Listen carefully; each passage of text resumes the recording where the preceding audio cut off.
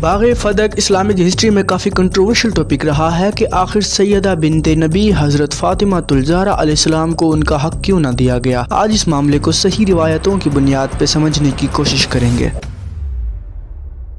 باغ فدق کوئی عام پراپرٹی نہیں تھی۔ جب حضرت محمد صلی اللہ علیہ وسلم نے 6 ہجری میں خیبر فتح کیا تو کچھ علاقوں نے ڈر کی وجہ سے رسول اللہ صلی اللہ علیہ وسلم کو یہ باغ دیا تاکہ وہ ان سے جنگ نہ کریں، اور اسی پر اللہ تعالیٰ قرآن مجید میں سورہ الحشر آیت نمبر 6 میں فرماتے ہیں کہ جو کچھ اللہ تعالیٰ نے اپنے رسول کو ان لوگوں سے دلوایا تم نے نہ اس پر گھوڑے دوڑائے نہ کوئی جہاد کیا، اور اللہ جن پہ چاہتا ہے اپنے نبیوں کو غلبہ عطا فرماتا ہے۔ تو یہ پراپرٹی رسول اللہ صلی اللہ علیہ وسلم کی ذاتی پراپرٹی تھی، نہ کہ مال غنیمت جو کہ سب میں بانٹا جائے، اور ساری زندگی یہ پراپرٹی حضرت محمد صلی اللہ علیہ وسلم کے انڈر رہی۔ اور طبقات الکبریٰ میں یہ حدیث ملتی ہے کہ فدق کی سالانہ آمدنی 24,000 دینار تھی۔ 24,000 دینار کی قیمت آج کے دور میں 18 کروڑ PKR بنتی ہے۔ تو یہ کوئی عام پراپرٹی نہیں تھی، یہ ایک کافی بڑا باغ تھا جس کی وجہ سے پوری حکومت کا نظام چلتا تھا اور جس کی وجہ سے مسلمانوں کو پاور ملی۔ جب حضرت محمد صلی اللہ علیہ وسلم کی وفات ہوئی تو مولا علی علیہ السلام ان کا جنازہ پڑھ رہے تھے، اور کافی لوگ حضرت محمد صلی اللہ علیہ وسلم کا جنازہ چھوڑ کے اگلا خلیفہ چننے میں مصروف تھے، اور اسی وقت مولا علی کی غیر موجودگی میں انہوں نے اگلا خلیفہ چنا، اور اس کے بعد حضرت فاطمہ الزہرا علیہ السلام ابو بکر کے پاس باغ فدق مانگنے کے لیے گئیں جو رسول اللہ صلی اللہ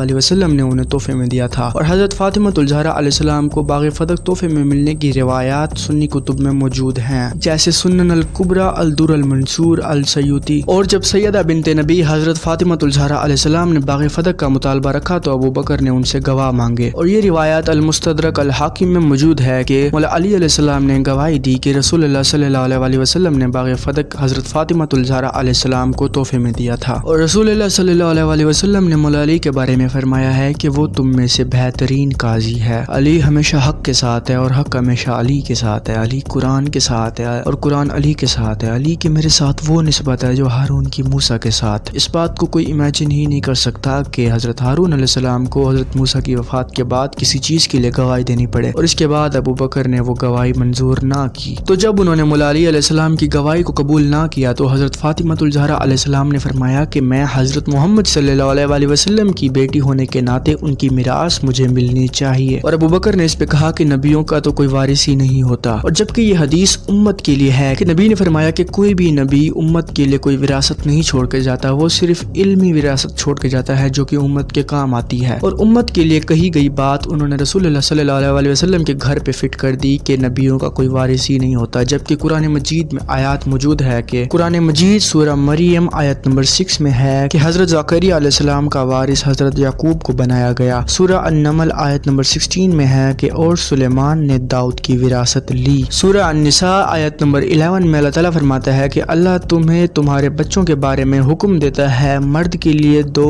عورتوں کے برابر حصہ ہے۔ تو رسول اللہ صلی اللہ علیہ وسلم کا کوئی بیٹا تو تھا ہی نہیں، تو ان کی اکلوتی بیٹی حضرت فاطمہ الزہرا علیہ السلام تھیں جن کو ان کی وراثت میں سے کوئی ایک چیز بھی نہیں دی گئی۔ کوئی بھی رسول کسی بھی قرآن کی آیات کے خلاف نہیں جا سکتا، کوئی بھی رسول۔ اگر قرآن میں نماز کا حکم ہے تو رسول اللہ صلی اللہ علیہ وسلم نماز کی پابندی کرتے ہیں، اور اگر روزے کا حکم ہے تو وہ روزے کی پابندی کرتے ہیں، اور شریعت میں جس چیز کا حکم ہے رسول اللہ صلی اللہ علیہ وسلم اس کا حکم مانتے ہیں۔ جس طرح قرآن میں یہ آیات واضح ہے کہ اللہ نے تمہیں اس چیز کا حکم دیا ہے، بھلا رسول اللہ صلی اللہ علیہ وسلم اللہ کے حکم کے خلاف کوئی حدیث بیان کیسے کر سکتے ہیں؟ اور حدیث میں آتا ہے کہ اس کے بعد حضرت فاطمہ الزہرا علیہ السلام ناراض ہو کر چلی گئیں اور اپنی وفات تک ان سے بات نہیں کی، اور ان کے جنازے پر بھی ان کو نہیں بلایا گیا۔ اس سے بڑی کوئی دلیل موجود نہیں ہو سکتی کہ مولا علی علیہ السلام جس کے بارے میں گواہی دیں، جس کے بارے میں قرآن مجید گواہی دے، بھلا کوئی مسلمان کیسے اس گواہی کو رد کر سکتا ہے؟ اور اس کے بعد احمد ابن حنبل جلد 1 حدیث نمبر 14 میں ایک حدیث ملتی ہے جس میں حضرت فاطمہ الزہرا علیہ السلام نے ابو بکر سے فرمایا کہ کیا آپ نبی صلی اللہ علیہ وسلم کے وارث ہیں یا ان کی اہل بیت؟ ابو بکر نے جواب دیا کہ ان کی اہل بیت ہی ان کے وارث ہیں۔ تو اس کے بعد دوبارہ حضرت فاطمہ الزہرا علیہ السلام نے پوچھا تو ان کا حق کیوں نہیں ادا کیا؟ تو اس پہ ابو بکر نے جواب دیا کہ میں نے رسول اللہ سے سنا ہے کہ نبیوں کا کوئی وارث نہیں ہوتا، اور انہوں نے ایک بار کو اعتراف کر لیا کہ اہل بیت ہی ان کے وارث ہوتے ہیں۔ کسی ایک بھی ایسے نبی کا ذکر نہیں ملتا جس کے معاملے میں یہ ہوا ہو کہ اس کے بچوں کو وراثت یہ بول کے نہ دی گئی ہو کہ نبیوں کا تو کوئی وارث ہی نہیں ہوتا، بلکہ نبیوں کے وارث تو قرآن مجید میں لکھے گئے ہیں، اور اسلام میں جب کہیں بھی کوئی فیصلہ ہوتا ہے تو بیٹیوں کو ان کا حق دیا جاتا ہے، اور قرآن مجید میں یہ آیات ہے، تو کوئی شخص کیسے اس کا رد کر سکتا ہے؟ مولا علی کے گواہی کے بعد اور حضرت فاطمہ الزہرا علیہ السلام کے غصہ ہونے کے بعد کوئی شخص کیسے اس چیز کا رد کر سکتا ہے؟ اس معاملے کے اوپر آپ اہل سنت کی کتابیں دیکھ لیں، اہل تشیع کی کتابیں دیکھ لیں، اس سے کوئی فرق نہیں پڑتا۔ آپ جو بھی کتاب دیکھیں گے اس میں آپ کو یہی ملے گا کہ بطول کل بھی سچی تھی اور بطول آج بھی سچی ہے۔ قرآن مجید میں آتا ہے کہ تم میں سے سب سے افضل وہ ہے جو تم میں سے سب سے پاک ہے، اور پھر قرآن مجید میں اللہ تعالیٰ نے خود گواہی دی ہے کہ اہل بیت کو ہم نے سب سے پاک کرنے کا ارادہ کیا ہے جیسا کہ وہ حق رکھتے ہیں۔ اور جب رسول اللہ صلی اللہ علیہ وسلم نے فرما دیا کہ جس نے زہرا علیہ السلام کو تکلیف دی اس نے مجھے تکلیف دی، اور یہ حدیث اہل سنت کے مطابق اس موقع پہ فرمائی گئی جب کسی نے آ کے حضرت سارہ علیہ السلام کو یہ جھوٹی خبر دی کہ مولا علی نے دوسری شادی کا ارادہ کیا ہے، اور حضرت فاطمہ الزہرا علیہ السلام نے جا کے یہ بات نبی سے کی، تو حضرت محمد صلی اللہ علیہ وسلم نے اس پہ یہ فرمایا کہ زہرا علیہ السلام میرے جگر کا ٹکڑا ہے، جس نے اسے تکلیف دی اس نے مجھے تکلیف دی۔ جبکہ دوسرا نکاح بالکل حق ہے، قرآن میں ثابت ہے، بالکل حلال ہونے کے باوجود رسول اللہ صلی اللہ علیہ وسلم نے یہ منظور نہ کیا کہ ان کی بیٹی کو تکلیف دی جائے۔ تو جس بات کی گواہی مولا علی دیں جو قرآن مجید میں موجود ہو، جس کی گواہی ہر کتاب دے،